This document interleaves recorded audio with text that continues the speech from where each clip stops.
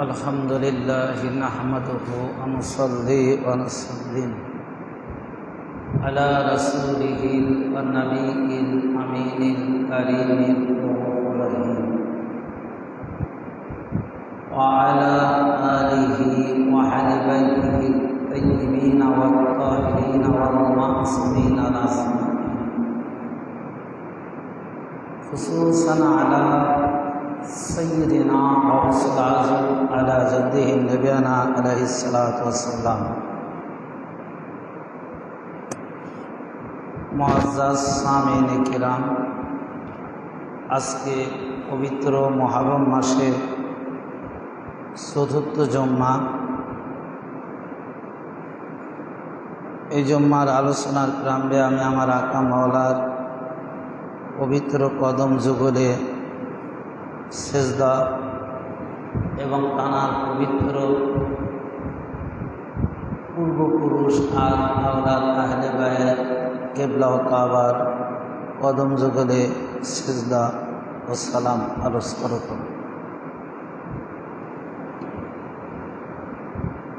আপনারা আমরা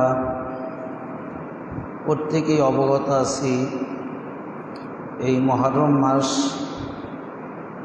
আমাদের জন্য খুবই শোকের মাস এবং যারা আহলে বায়তের একনিষ্ঠ এবং যাদের হৃদয়ের মধ্যে আহলে বায়ত তথা পাক পাঞ্জাতনের মহব্বত আছে, তারা এই মাসে সবচাইতে বেশি শোক, দুঃখ, কষ্ট মধ্য দিয়ে অতিবাহিত করে থাকেন। কারণ এই মাসটা এমন একটি মাস যে মাসে রাসূল আকরাম সাল্লাল্লাহু আলাইহি ওয়াসাল্লাম পাকের পবিত্র সন্তান আওলাদ পাক 61 হিজরি 10ই মুহররমে নির্মমভাবে শাহাদাত করেছে। আর ওই দিনটা এমনই একটি দিন, সেই সম্পর্কে পীর মুর্শিদ পাক তাঁর লেখনের মধ্যে তুলে ধরেছে যে আজকে আমরা কেন মাতাম করি, কেন মর্সিয়া করি, তার প্রত্যেকটা ঘটনা, প্রত্যেকটা 10ই মুহররমের দিবসের ঘটনা তুলে ধরেছে। এই জন্য পীর মুর্শিদ পাক তার একটি নাহকের মধ্যে তিনি বলতেছেন যে ये माह मुहर्रम को क़यामत से नहीं कौम शाह का करो मातम हम उम्मत अहमद पे है और जिद के करेगाम शाह का करो मातम। जे ये माह मुहर्रम को क़यामत से नहीं कौम, যে পীর মুর্শিদ পাক তিনি বলতেছেন যে মুহররম মাসটা আমাদের নিকট এবং এই মাসে এমন একটি হৃদয় বিদারক ঘটনা ঘটেছে যার কারণে এই মাসটা কিয়ামতের সে কোনো অংশে কম না। যে ये माह मुहर्रम को क़यामत से नहीं कम, যে এই মাসটা কিয়ামতের সে কোনো অংশে কম না। এর ব্যাখ্যা যদি আমি আলোচনা করি, কিয়ামত সম্পর্কে আমরা অনেক আলোচনা শ্রবণ করে থাকি। কিয়ামতটা 3টা ধাপে সংগঠিত হবে।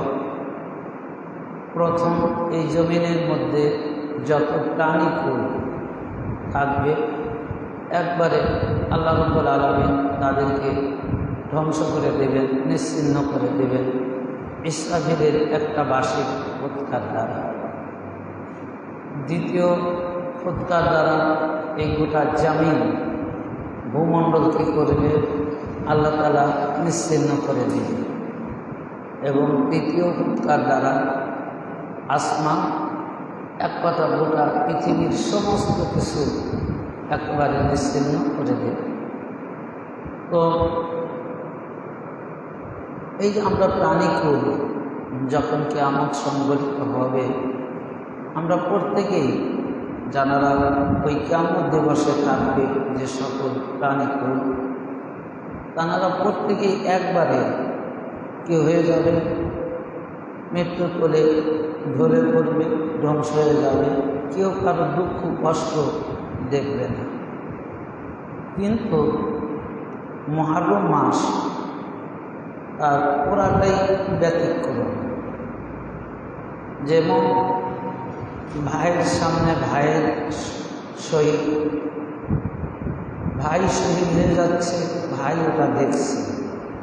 সন্তান শহীদ হয়ে যাচ্ছে, পিতা সন্তানের দেহ কি করছে, তাদের বহন করে তাবুতে আনছে।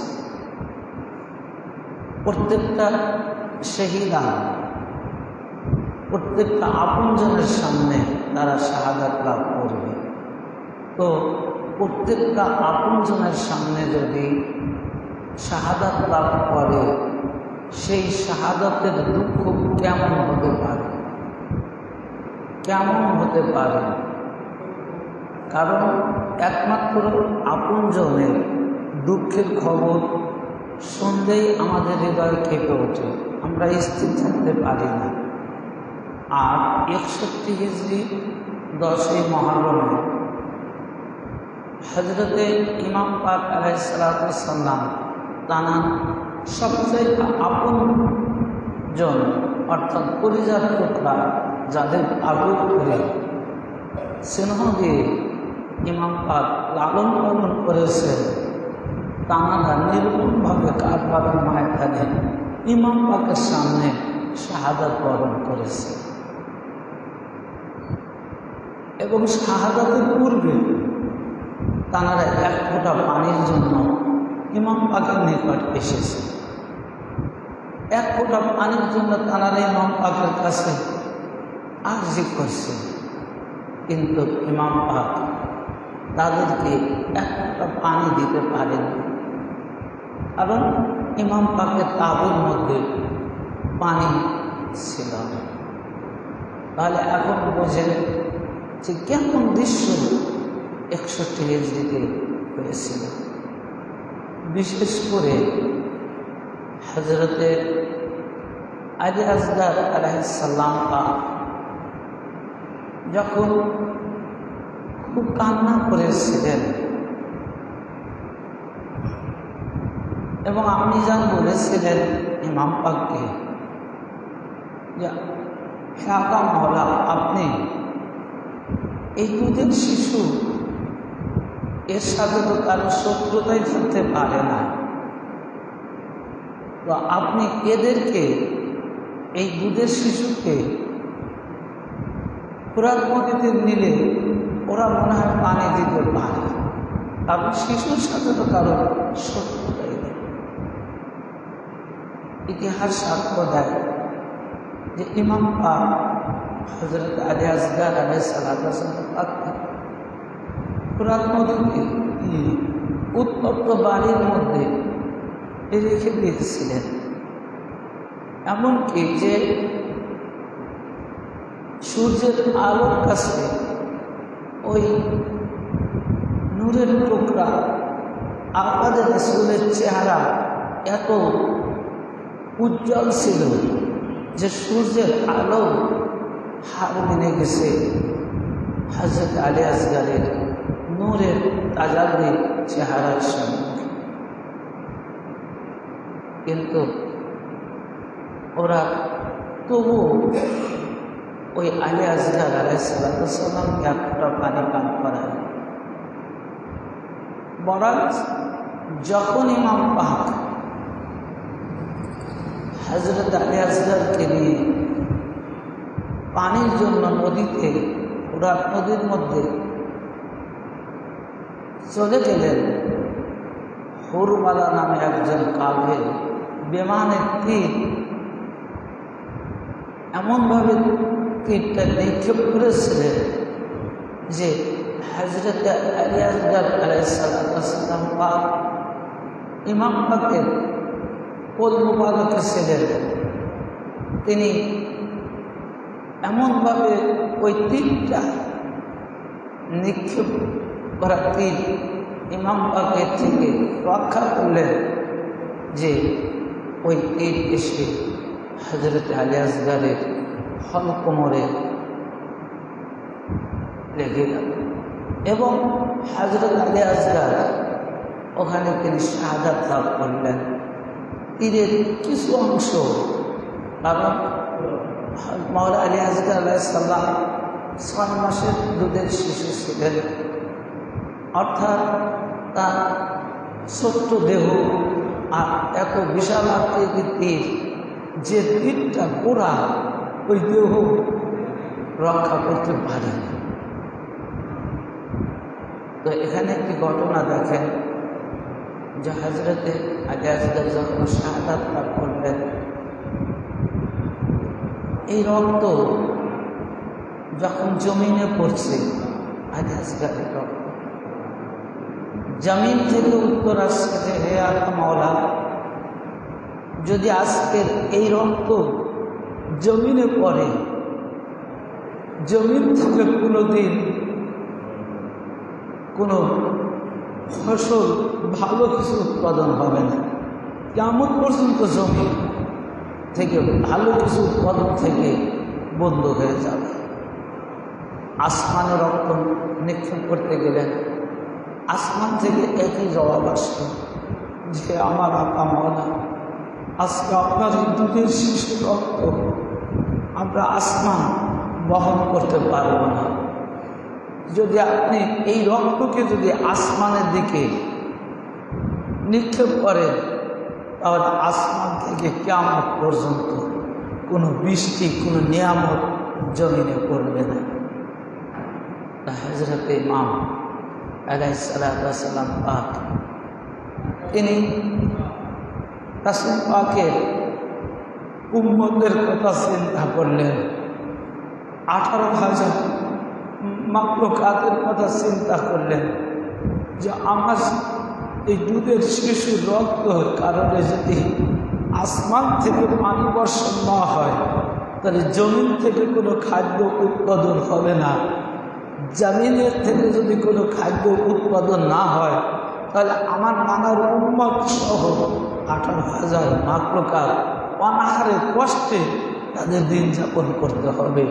তো এটা ভেবে ইমাম পাক সেই নিজের সন্তানের পবিত্র রক্ত নিজের শরীরে কী করলেন, মেখে নিলেন, বহন করলেন।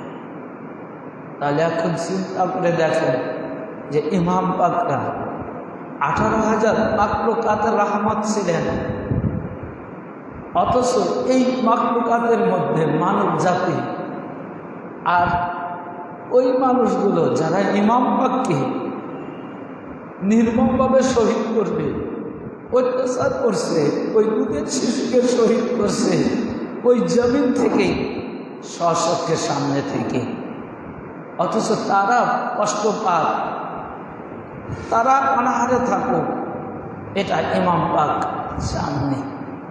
তাহলে এখন চিন্তা করে বিষয় যে পীর মুর্শিদ পাক এই কারণেই লিখলেন যে ইয়ে মাহে মুহররম তো কায়ামত সে নেই কম, শাহাদ পাক কারো মাতম, যে মুহররম মাসটা, অর্থাৎ এটা শুধু কিয়ামত নয়, কিয়ামতের চেয়ে বেশি ভয়াবহ এই মুহররম মাসে 61 হিজরি 10ই মুহররমে সংগঠিত হয়েছে। তো সম্মানিত উপস্থিতি, এই জন্য মুহররম মাসে আমাদের প্রত্যেকেরই যাদের হৃদয়ের মধ্যে ইমাম পাকদের ভালোবাসা আছে, তানারা কখনো শোকের ছাড়া এই মহরম মাসে কখনো আনন্দের কোনো কিছু করেন না, করতে পারে না, কেননা তাদের হৃদয়ের মধ্যে সবসময় শোকে জর্জরিত থাকে। আজকে যদি আমার কোনো দুর্ঘটনা আমরা কবলিত হই, আমাদের মাঝে যদি কোনো শোক থাকে, দুঃখ থাকে, তাহলে ওই মুহূর্তে কি আমরা কোনো আনন্দের কাজ করতে পারবো ভাই? কোনোদিনও করতে পারবো না। তো আপনি দুনিয়ার সামান্য একটু বিপদাপন্ন, হয়তো কারো সন্তান মারা যায়, কি সন্তান অসুস্থ হয়েছে, কি আপনজন দুর্ঘটনা ঘটেছে, এর কারণে আমাদের দুনিয়ার সমস্ত কাজ থেকে আমরা ত্যাগ করতে পারি না। কিন্তু সাহারা 61 হিজরি 10 মুহররমে শাহাদাত লাভ করেছে। আল্লাহ রাব্বুল আলামিন তাদের ভালোবাসা চেয়েছেন, তাদের মহব্বত চেয়েছেন। রিসালাতের বিনিময়, সমস্ত কিছুর বিনিময়, এক কথায় তারা যদি সৃষ্টি না হতো, এই কুল কায়নাতের কোনো কিছু আল্লাহ তাআলা সৃষ্টি করতেন না। তাহলে এখন চিন্তার বিষয় যে এনাদের জন্য আমাদের কতটা শোক, কতটা দুঃখ, কতটা মাতম মারসিয়া করতে হবে। এই জন্য পীর মুর্শিদ পাক তিনি একটা লাইনের মধ্যে লিখলেন এই মাকাম সম্পর্কে, যে কি লিখলেন, যে হার অক্ত কর্ম মুর্শিয়ায়ে শাহে শহীদা এ হায় আসল ঈমান, ये जिक्र इबादत इलाही से नहीं कम शाहका करो मातम। যে পীর মুর্শিদ পাক তিনি বলতেছেন যে তোমরা এই মুহররম মাসে তোমরা ইমাম পাকদের জন্য প্রত্যেকটা সময় হার অক্ত অর্থ মুর্শিয়ায়ে শাহে শহীদা, যে তোমরা প্রত্যেকটা সময় কি করো, ইমাম পাকের জন্য মাতাম করো, মর্সিয়া করো। আরো যে এ হায় আসল ঈমান, যে তোমরা যে নামাজ পড়বে, রোজা করবে, ঈমান আনবে, যে আল্লাহর শরিয়াতের উপর তোমরা বিশ্বাস স্থাপন করবে। তো এই শরিয়াতের মূল বিষয় হচ্ছে হযরতে ইমাম পাকের শাহাদাত। কারণ ইমাম পাক যদি 61 হিজরি কারবালার মহল্লাতে শাহাদাত লাভ না করত, তাহলে ইসলাম জিন্দা হতো না। আর ইসলাম যদি না থাকতো, তাহলে আমরা বিশ্বাস করতাম কিসের উপর ভাই? আমরা নামাজ পড়তে পারতাম না। যদি নামাজ না থাকতো তো নামাজের উপর বিশ্বাস থাকতো না। যদি রোজা না থাকতো, রোজার উপর বিশ্বাস থাকতো না। যদি জাকাত না থাকতো, জাকাতের উপর বিশ্বাস থাকতো না। রিসালাত না থাকলে রিসালাতের উপর বিশ্বাস থাকতো না। তো এক কথায় এই কারণে পীর মুর্শিদ পাক বলতেছেন যে এ হয় আসল ঈমান। আজকে তোমরা নামাজ পড়বে, রোজা করবে, হজ করবে, জাকাত করবে, রাসূল পাকের সুন্নতের তরিকা পালন করবে, আল্লাহর ওয়াহদাতের উপর, একত্ববাদের উপর বিশ্বাস স্থাপন করবে। এই সমস্ত কিছুর মূল হচ্ছে ইমাম পাকদের মহব্বত, ইমাম পাকদের জিকির, ইমাম পাকদের ভালোবাসা। কারণ ইমাম পাকদের মহব্বত, ইমাম পাকরা না থাকলে এ কোনো কিছুই থাকতো না। এই জন্য পীর মুর্শিদ পাক তিনি বললেন যে এ হায় আসল ঈমান, যে আমরা যত ইবাদত করি, যত বন্দেগী করব, এর মূল কেন্দ্রবিন্দু হচ্ছে ইমাম পাকদের উপর মহব্বত করা। এটাই হচ্ছে আসল। কারণ এটা হচ্ছে মূল ভিত্তি। ফাউন্ডেশন না থাকলে যেরকম কোনো বিল্ডিং, ঘর বাড়ি কোনো কিছুই টিকসই থাকে না, ঠিক ইমানের ফাউন্ডেশন হচ্ছে, ইমানের মূল ভিত্তি হচ্ছে ইমাম পাকদের ভালোবাসা, আহলে বাইত পাক পাঞ্জাতন। এবং ইয়ে জিক্রে ইবাদাতে ইলাহি সে নেই কম, যে এটা আল্লাহ তাআলার জিকিরের চেয়ে কোনো অংশে কম নয়। কারণ আজকে আপনি আল্লাহ জিকির করছি সকাল সন্ধ্যায়, যখন যেভাবে পারে আমরা জিকির করছি। ভাই, যদি আল্লাহর ওয়াহদানিয়াত না থাকতো তাহলে তো আমরা মুসলমান থাকতাম না। যেরকম রাসূল পাক সাল্লাল্লাহু আলাইহি সাল্লামের আগমনের পূর্বে আইয়ামে জাহিলিয়ার যুগ ছিল, তখন কেউ একত্ববাদ চেনে নাই, ওয়াহদানিয়াত জানে নাই। তো তখন তারা ইবাদত করছে, তারাও কি করছে, ইবাদত করছে তাদের মূর্তিদের কাছে, দেবদেবীর নামে তারা তখন জিকির করছে, আরাধনা করছে।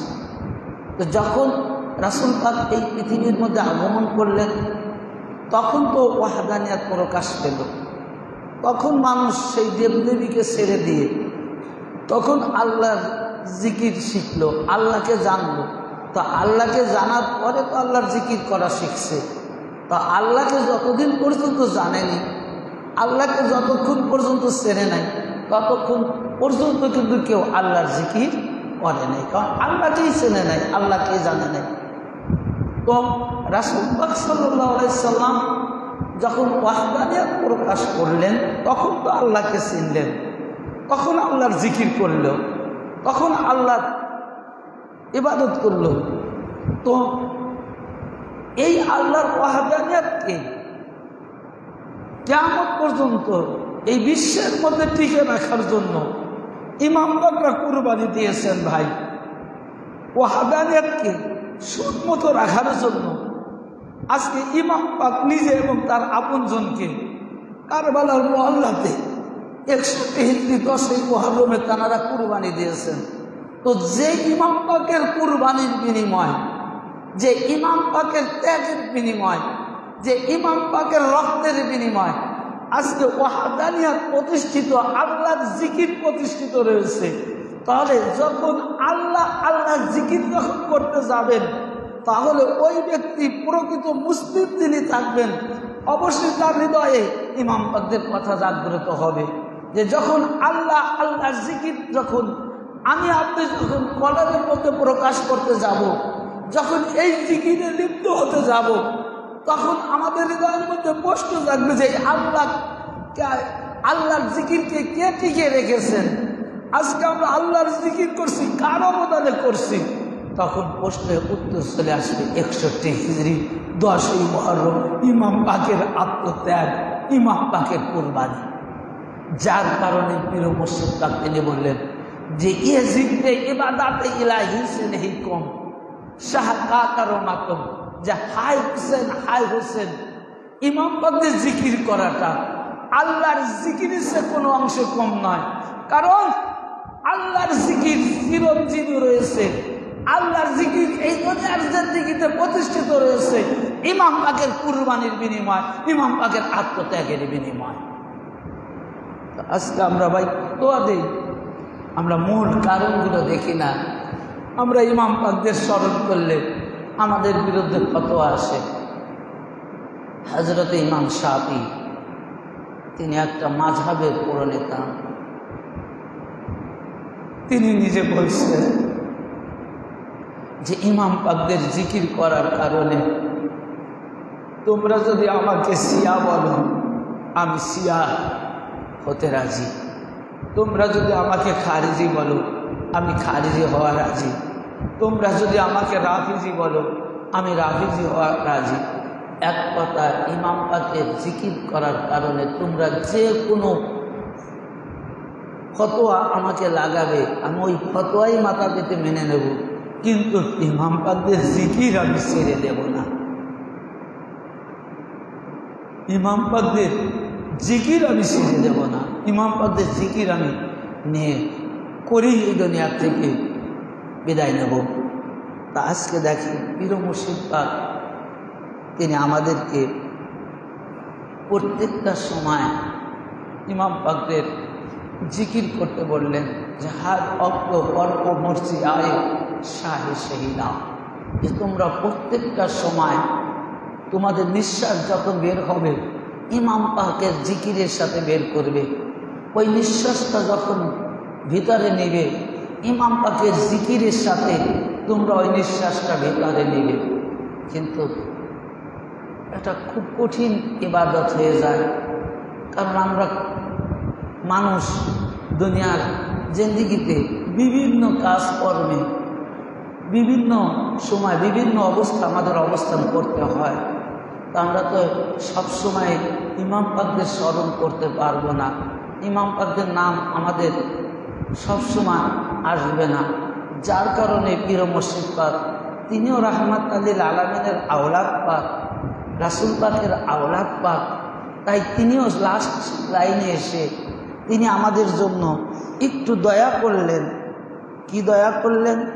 যে এত সুন্দরভাবে দয়া করলেন যে হো ইবনে জামিলে জিগার আবগার পে রহমত ওহ দিন সে আদা করতা তাহার সালে মুহররম, যে ওহ হো ইবনে জামিল, জামিল মানে সুন্দর চেহারাধারী, ইবনে মানে সন্তান, জিগার আবগার পে রহমত, যে রাসূল আকরাম সাল্লাল্লাহু আলাইহি সাল্লাম এই কোন কায়নাতের রহমত, তারই কলিজার টুকরা, তারই দেহের অংশ, তারই লাখতে জিগার হযরতে ইমাম হুসাইন আলাইহিস সালাম। অর্থাৎ তোমরা কি করো?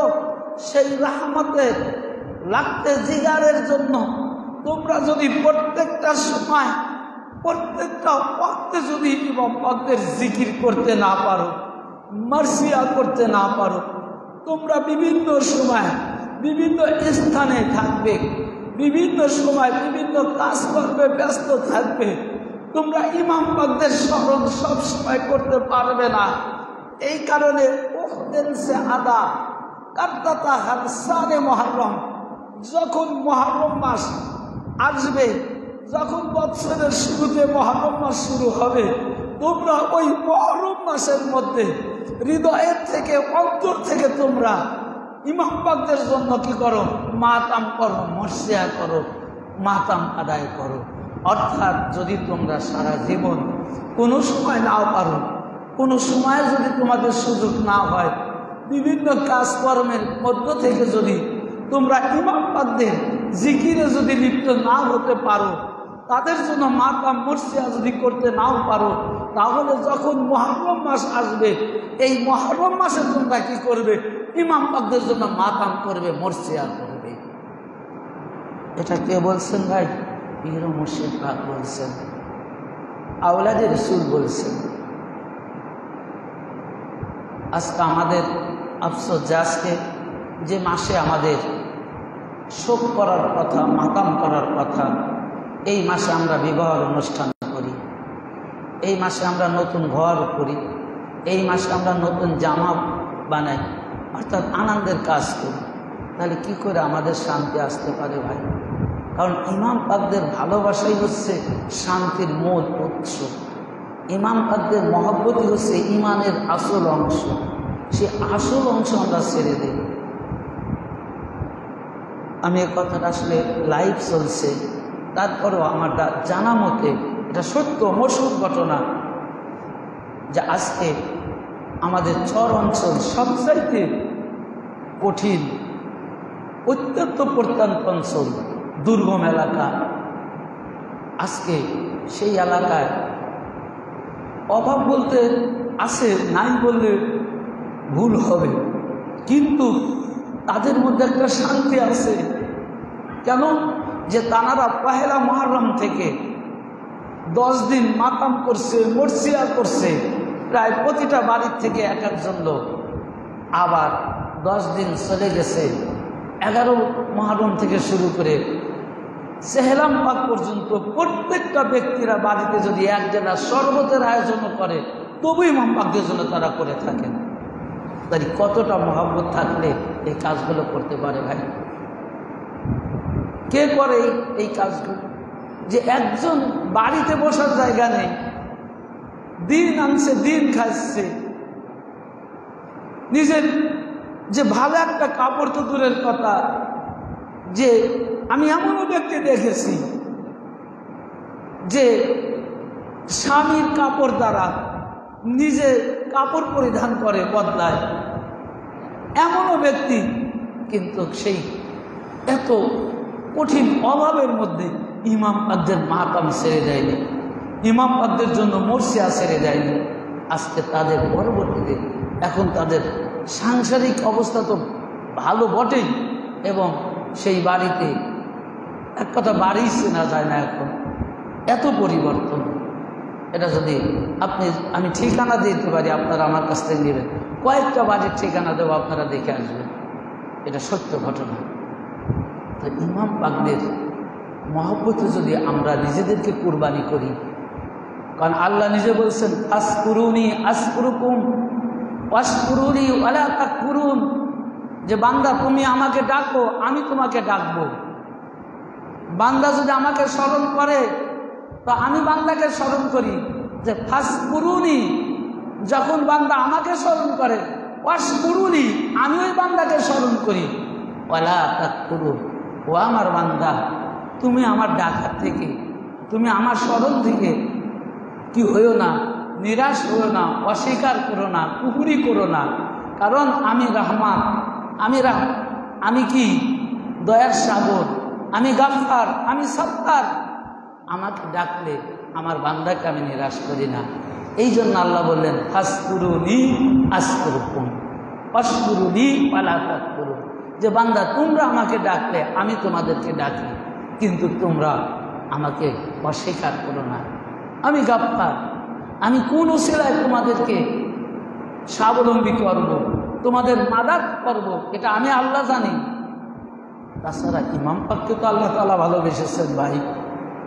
আজকে রিসালাতের বিনিময় আল্লাহকে আল্লাহর কিছু চাইতে পারতেন না? আল্লাহর জন্য কি কিছু চাইতে পারতেন না? কারণ আল্লাহ তো গাফুর ও গাফফার, রহমান রাহিম, তিনি তো আমাদেরকে সৃষ্টি করেছেন, তিনি আমাদের নিয়ামত দিয়েছেন, তিনি আমাদের সমস্ত কিছু দিয়েছেন। অথচ সেই মহান জল জালাল ওয়াল ইকরাম, সেই মহান আল্লাহ রাব্বুল আলামিন, তিনি নিজের জন্য কিছু চাইলেন না। আপনার নিয়ামত দিয়েছেন, নিয়ামতের বিনিময় আল্লাহ তাআলা নিজের জন্য কিছু চাইলেন না। আল্লাহ চাইলেন কার জন্য? আল্লাহ চাইলেন কুল লা আসআলুকুম আলাইহি আজরান ইল্লাল মাওয়াদ্দাতা ফিল কুরবা, যে রাসূল আপনি বলে দিন, আমি আমার বান্দার মধ্যে যে রিসালাত দিয়েছি, এই রিসালাতের আজরান হিসাবে আপনার আপনজনের ভালোবাসা ছাড়া আমি আল্লাহর কিছুই চাই না। তো ভাই, আজকে নামাজ পড়ছেন, রোজা করছেন, হজ করছেন, যাকাত দিচ্ছেন, এক কথা ইসলামের যত আহকাম পালন করছেন, আল্লাহর ওয়াহদানিয়াত নামের জিকির করছেন, যত নিয়ামত পেয়েছেন আল্লাহ আপনার আমাকে দিয়েছেন, এই সমস্ত কিছুর বিনিময়ে আল্লাহ তাআলা একমাত্র রাসূল পাকের আপনজন অর্থাৎ কারবালার মুআল্লাতে ইমাম পাকের মহব্বতটাই চেয়ে নিলেন, আহলে বায়তের ভালোবাসা চাইলেন, আল্লাহর জন্য কোনো কিছু চাননি ভাই। তো সেই ইমাম পাকদের জন্য আমরা কেন মাতম করব না, কেন মর্সিয়া করব না? আজকে পরিশেষে একটি কথা বলি, সেটা হলো এই, যে ইমাম পাক কে কতটা ভালোবাসতেন আল্লাহ এবং আল্লাহ রাসূল। যে এরকম মসজিদে রাসূল পাক আলোচনা করছেন, এমন সময় ইমাম পাক মসজিদে নববীর দিকে চলছেন, বয়স তখন 7-8 বছর চলত।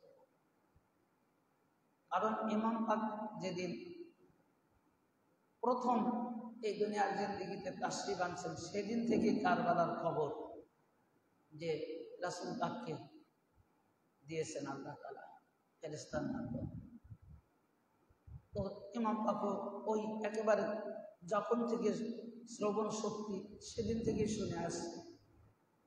এখন ওষুধ খেয়ে পড়ে গেছে, এমন সময় রাসূল পাক মেম্বার থেকে নেমে সকল মুসল্লিকে ভেদ করে দৌড়ে ইমাম পাককে কোলে তুলে নিলেন এবং কোলে তুলে নিয়ে তার শরীর পরিষ্কার করে দিচ্ছেন আর কান্না করছেন আর বলতেছেন, বেটা তুমি কোন জায়গায় লেগেছে?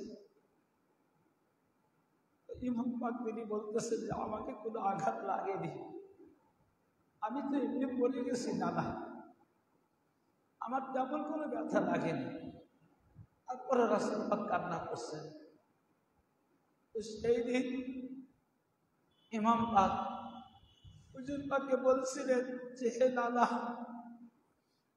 আমি বালির মধ্যে পড়ে গেছি, তো বালির মধ্যে একটা মানুষ যদি পড়ে যায় কতটা আঘাত পেতে পারে। আমার শরীরে কোনো আঘাতই লাগেনি, তারপর আপনি এত ক্রন্দন করছেন।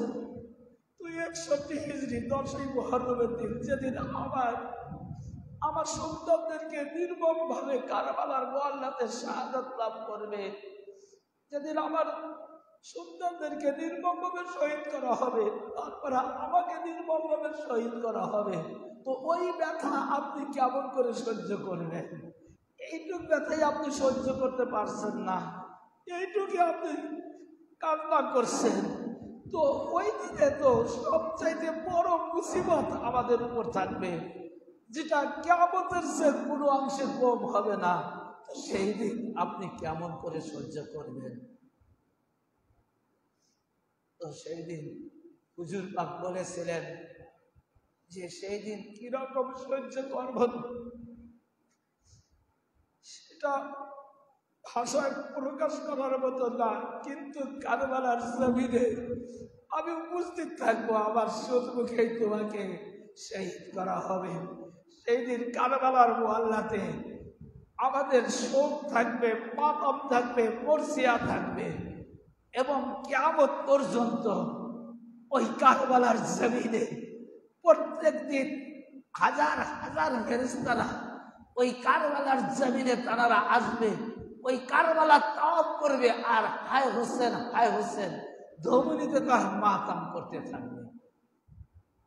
তো ভাই, ফেরেশতারা মাতাম করছে, নবীরা মাতাম করছে, সাহাবীরা মাতাম করছে, প্রত্যেকে ইমাম পাকদের জন্য মাতাম মর্সে আদায় করছে। তো আমরা কেন ইমাম পাকদের জন্য মাতাম মর্সে করব না?